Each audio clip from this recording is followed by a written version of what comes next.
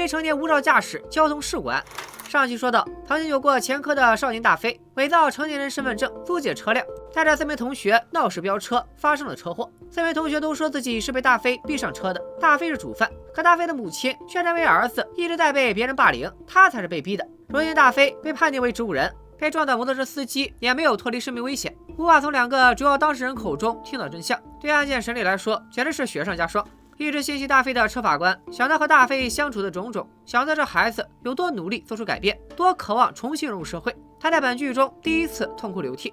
秀姐听到车法官的哭声，没有安慰也没有打扰，她能做的只有加班加点继续调查。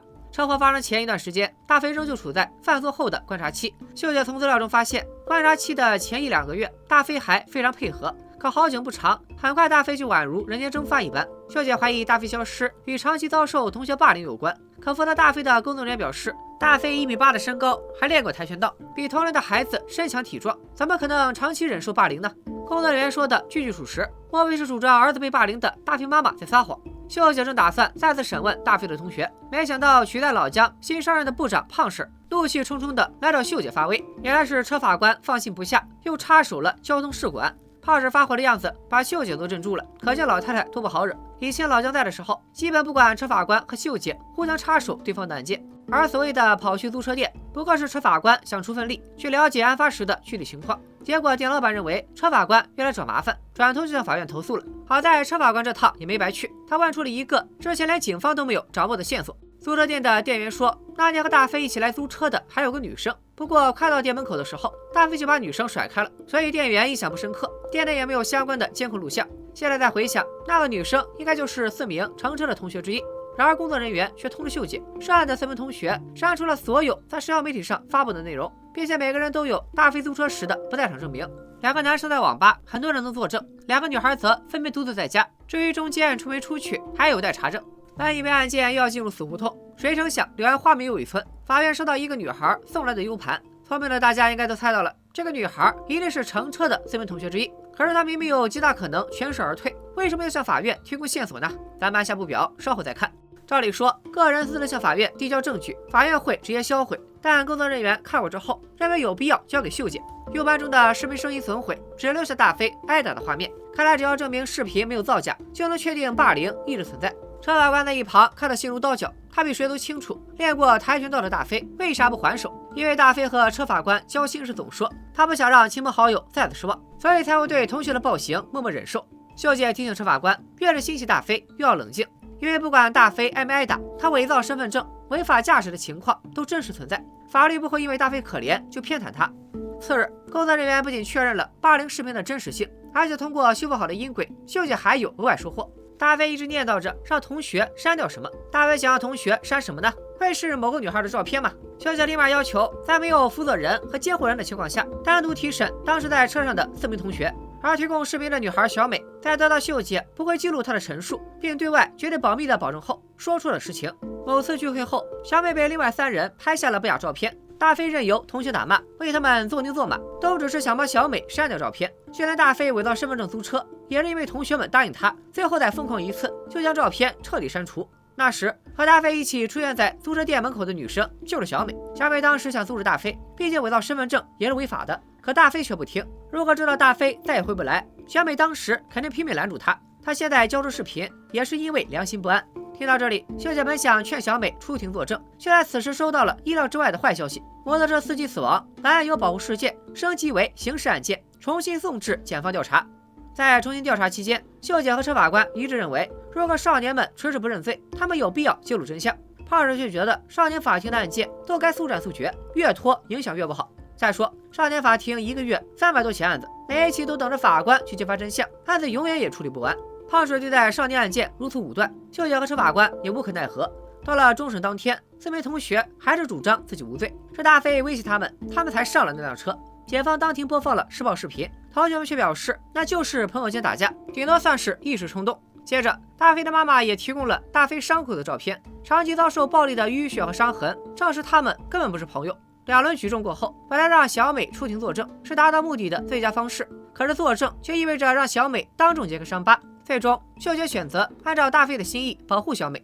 其实本次庭审双方的证据链都不完善，秀姐和车法官想让双方把证据补齐，再引用交通法中的事故处理特别条例，对4名同学进行刑事处罚。这么做听上去没毛病，胖婶却突然炸锅了。胖婶又搬出他那套速战速决的理论，怪秀姐总想着把事情搞大，把孩子们都搞成罪犯。秀姐还想反驳，可本案最终还是由胖婶一言堂，以轻微的保护处分放过了大飞的同学们。连摩托车司机的妻子想说句话，胖婶都冷酷的驳回。大飞的妈妈也因为只有儿子重伤不治，还要承担所有罪责，忍不住泪流满面。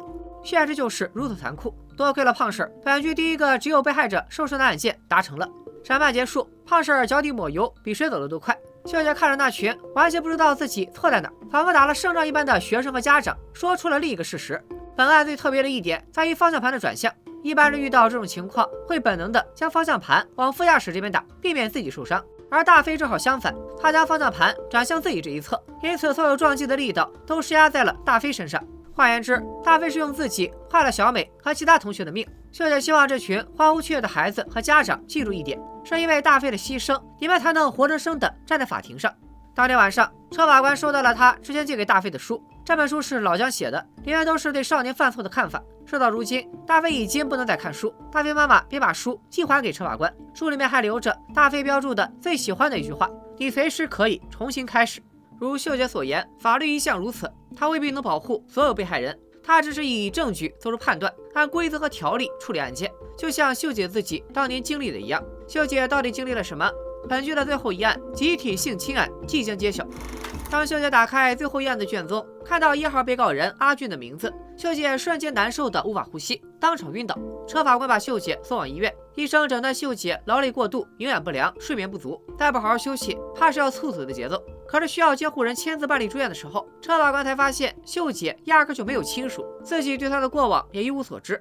秀姐不需要监护人签字，并坚持要出院，车法官拗不过她，只能把她送回家休息。结果第二天一早，秀姐居然还能打起精神来上班。这阿俊到底是什么人，能对秀姐造成这么大的冲击？咱们接着往下看。本案的被害人小金在单亲家庭长大，父亲老金是货车司机，经常跑长途，好几天不在家。某次老金送货回来，发现女儿不见了，报警后没多久，有个工人在工地发现了小金。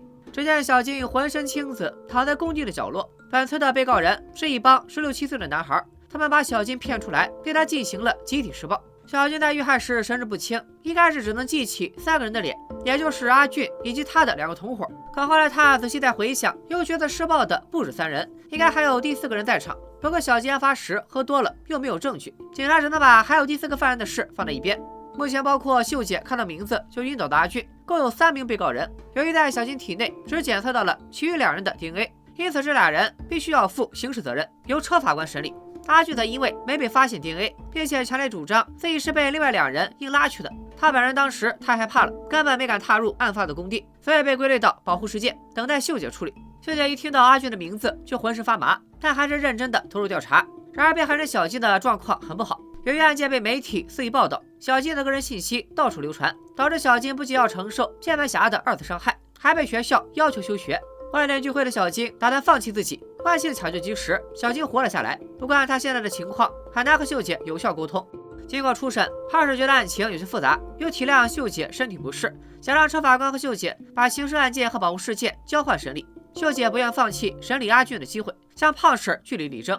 她有证据证明阿俊不仅是侵害小金的罪犯之一，并且和另外2名犯人早有预谋。把案件交给他肯定能做到胖婶的要求，速战速决。没想到胖婶迅速拒绝。胖婶不明白秀姐为啥如此执着，车法官也有些奇怪。直到他查出阿俊5年前还是个11岁小屁孩的时候，曾经犯下高空抛砖头砸死1名男童的案子，那起案件的负责法官就是胖婶。当时的胖婶也是迅速从轻处分了阿俊。车法官觉得秀姐坚持审理阿俊，可能是怕胖婶再次轻判，他还想劝秀姐，说不定几年过去了，胖婶和阿俊都变了呢。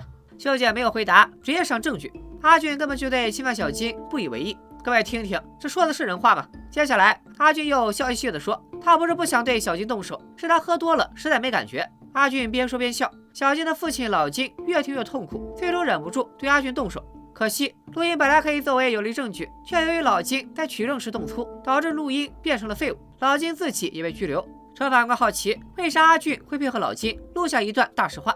秀姐认为有2个可能，要么是阿俊有信心激怒老金，要么是阿俊仗着自己真的没对小金动手，所以无所畏惧。而且阿俊有6次前科，次次都有新花样，所以他不怕也正常。秀姐认为，阿俊之所以长成今天这副德行，都是因为5年前阿俊第一次站上法庭时，没有为犯了错付出代价。之后胖婶也反应过来，他怕过这个阿俊，如果秀姐对他当初的判罚不满意，以后肯定不会打心里服他这个领导。因此胖婶愿意给对方一个机会，看看按秀姐的理念能判出个什么结果。秀姐也没想到胖婶能松口，好不容易抓住了这次机会，她的前夫却找到法院来了。这位前夫哥是在职检察官，很清楚各地重要案件的动向。前夫哥一开口就劝秀姐避嫌，法官按规章制度理应回避与自己有关的案件。这话是什么意思呢？原来5年前阿俊高空抛砖头打死的就是秀姐的儿子。前夫哥知道秀姐一直深陷失去儿子的痛苦，虽然2人做不成夫妻，但他还是希望秀姐能放下过去，重新开始。但是秀姐永远记得她在庭审中途得知噩耗时的悲痛，所以她必须亲自告诉阿俊法律的可怕以及犯法的代价。然而在录音中嚣张的阿俊却在开庭时突然变得温顺，并主张自己是被另外2名罪犯胁迫，还买酒灌醉小金。秀姐问了一个问题：阿俊真的没有踏进案发现场吗？他之前重新回到案发现场，找到了一辆停在工地对面的车，车载录像记录了阿俊确实进入过案发现场，并且没有阻止同伙犯罪，还让他们一起灌醉小金。由此，秀姐决定将阿俊送至少年分类审查院，3周之后再开庭。如果阿俊还撒谎，或者有明确证据证实他参与犯罪，那么案件将重新移送检方，可能改为刑事案件。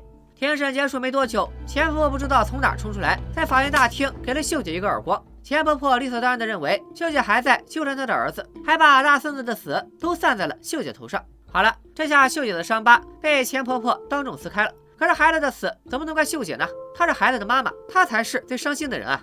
胖婶也是才发现阿俊害死的是秀姐的儿子。原本胖婶还以为秀姐只是对她的判案方式不满，没想到还夹杂着私人恩怨。胖婶知道秀姐肯定从一开始就认出她了，并一直对自己当年轻判阿俊心怀芥蒂。因为胖婶的判决确实误导了阿俊许多年。当年在法庭上，胖婶竟然连秀姐的话都不肯听，以少年相关案件不公开审理为由，把她和前夫轰了出去。只用短短3分钟就结束了庭审。秀姐眼睁睁看着2个11岁的杀人凶手就都把法律当成了儿戏，为他们从此以后肆无忌惮的犯错种下了祸根。胖婶却还是那一套说辞，当时阿俊和朋友都才11岁，认错道歉不就行了吗？换成别人也不会判的有啥不同。秀姐当场暴怒，指责胖婶只顾追求速度，却对受害者不负责任。秀姐如此以下犯上，令胖婶面子上十分挂不住。她要求秀姐退出审理本次的案件，接受惩戒委员会的严惩。偏偏这时候，小金听说阿俊不肯认罪，鼓起勇气来法院找秀姐说明情况。小金表示，阿俊在网上伪装成善解人意的学生，案发当天他和朋友吵架，心情不好，阿俊便约他出来聊天谈心，自己要是没有答应去见阿俊，就不会被灌酒，也就不会遭受不可挽回的伤害。所以小金实在无法接受阿俊不必受到任何判罚。好在车法官这头也没放弃，他找到了小金记忆中的第4名犯人。几天前，车法官处理过一起少女盗窃案，谁成想盗窃案的犯人小夏进入管教机构没多久就被查出怀孕了。小夏告诉车警官，性侵案中的3名少年犯背后还有一个幕后主使，叫阿杜。这4人是有名的诈骗团伙，专门找10几岁的少女钓鱼，等客人上钩，再以他们侵犯未成年为由敲诈，不给钱就报警，说白了就是仙人跳，一次能敲诈500到1000万韩币。小夏就是他们常用的鱼饵，所以小夏非常清楚，阿杜作为团队的核心，必然是侵犯小金的主谋。秀姐一时间无法相信，因为5年前和阿俊一起高空抛砖的男孩就是阿杜，这俩还真是一起从小坏到大。目前车载记录仪的确是拍到3人，小夏的话还有待证实。于是秀姐依次走访了小夏提过的几家汽车旅馆，发现确实有阿杜上门闹事的监控记录。随后她找出最近半年离家出走的少女名单，经过挨个询问，找到了阿杜的前女友。前女友似乎对阿杜恨之入骨，秀姐还没问，他就啥都说了。因为阿杜不止诈骗嫖客，还靠欺负女孩拍视频赚钱，再以这些视频威胁女孩们出去接客。诈骗、涉黄、避量为娼，难以想象10几岁的男孩能打造如此成熟的犯罪产业链。前女友供出了阿杜的犯罪窝点，秀姐立刻动身前往，没想到还真在这里找到了阿杜。如前女友所说，阿杜疯得彻底，看到秀姐的第一反应就是杀了她。2人扭打着滚进卧室，这里整齐罗列着一排女鞋。阿杜有收藏女鞋的癖好，当时秀姐在查阅案件信息的时候，注意到现场只有1只小金的鞋，所以现在秀姐能从一堆鞋里一眼认出小金的另一只运动鞋，这下阿杜没法抵赖了。随后警察及时赶到，阿杜仓皇逃跑，只剩下浑身是伤的秀姐。秀姐回到法院，把刚要下班的胖婶吓了一跳。秀姐想把阿杜的罪行汇报给胖婶，可胖婶明确表示，我们并不是警察，也不是检察官，不要再去查案了。秀姐继续坚持理清案件的真相也是法官的义务，可是胖婶不愿再听秀姐多说一句。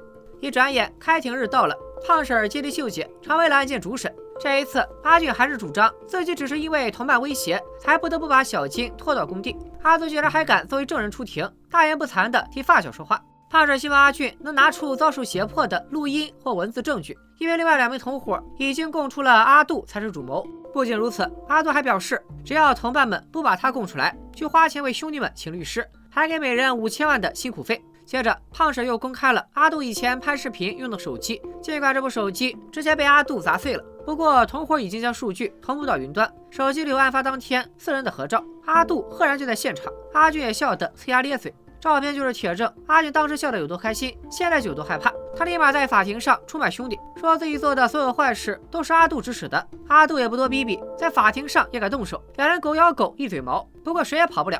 他们没想到，小金一直通过监控看着庭审现场。这一次，胖婶不再像从前一样漠视被害人，而是给了小金发声的机会。小金曾和秀姐说过，他想放弃生命，并不是因为学校让他休学，而是因为事发后小金受尽别人的冷嘲热讽，就连朋友的妈妈也不允许朋友再和自己玩。受害者有罪论在小金的身上体现得淋漓尽致。小金问秀姐：“我才是被害人，我有什么错呢？”秀姐坚定地告诉小金，如果这次你要在法庭上发声，一定要坚信一点，因为你没有错，你可以堂堂正正地说你想说的话。제 인생을 예전처럼 되돌려주세요.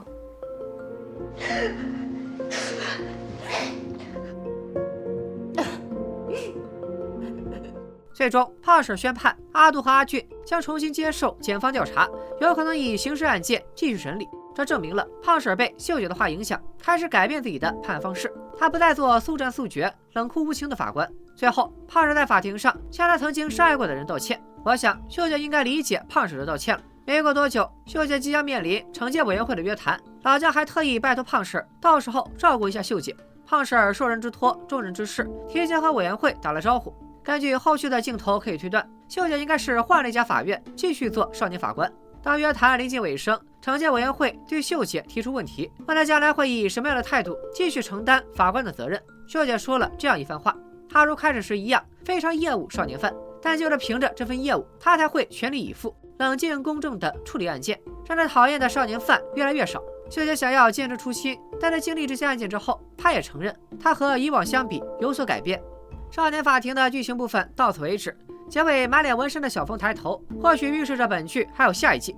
而回顾6起案件，据说每一个肆无忌惮犯罪的孩子，都比任何连环杀人犯、变态杀人魔让人揪心，因为他们更真实，所以更让人感觉到少年犯罪的严峻性。最后一期提到的3个案件均有原型：未成年无照驾驶交通事故案改编自2020年大田中学生交通事故一案。当时8个韩国中学生偷了车，撞到一名送外卖的18岁大学生，受害者当场死亡。可由于8名初中生均未满14岁，法院只判了金钱赔偿，8名初中生无需负担任何刑事责任。而最后一个性侵案则改编自仁川女中学生性侵案，14岁的女中学生被2名同龄男学生灌醉以后遭到侵犯。一开始，2名犯人不仅没有受到惩罚，还能转学后继续接受教育。被害人的哥哥向仁川教育厅递交申请，举报学校妄图掩盖事件，2名犯人才被逮捕。判罚结果和女孩受到的伤害比，简直不值一提。而令秀姐一辈子都忘不了的高空抛砖案也有原型可循。韩国京畿道龙仁市曾发生过一起抛砖致死案，2个小孩，一个11，一个9岁，在公寓高层扔砖头，直接砸死了2个成年人。后由于2人年龄太小，也基本逃脱了惩罚。我在查找资料时，与剧中案件类似的真实案件还有很多，年份不同，地域不同，但作案的方式、内容却大同小异。然而，不管看多少个相似案例，都让我感觉到毛骨悚然，并且为受害者的遭遇感到痛心。因此，如何在出现问题前遏制犯罪，如何在问题出现后妥善处理，如何挽救，如何教育，如何惩罚，如何帮助，想完成其中哪一样，对于少年法与相关工作人员来说，都是一条任重而道远的路。这部剧的解说视频总能发现这么一条热评：鲁迅曾说过，小的时候不把他当人，大了以后也做不了人。这句话还真是鲁迅先生说的，原出处是《随感录25》。少年本该代表着希望，但他还是个孩子，他还小不懂事，等偏待孩子们的话，毁了多少人的一生。让孩子们尽早明白是非对错，尽早懂得责任和义务，才是真正为孩子们好。少年法庭的优秀之处就在于，他没有空喊口号，而通过秀姐、车法官、老姜，甚至是偷改前费的胖婶，身体力行的在案件中告知孩子们犯法的严重性。当家长无法好好教育孩子，生存环境出现严重缺陷，确实需要更多像秀姐这样的法官，或者不只是法官，需要更多有能力的成年人来引领少年们走向正途。说到这里，我越发好奇，小峰到底经历了什么，让他不仅不知悔改，而是以更疯魔的状态回到法庭呢？